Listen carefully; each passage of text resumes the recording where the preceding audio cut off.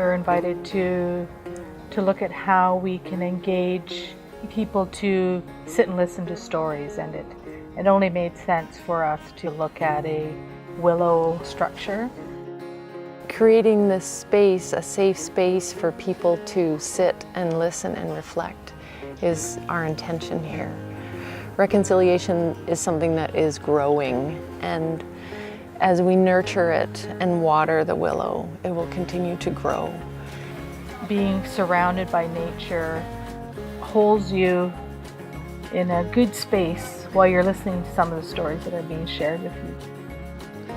They can be very impactful.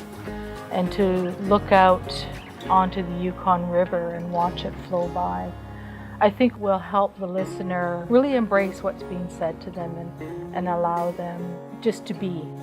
The river will ease the stress. It will take away some of that tension that may come with the words that you're hearing.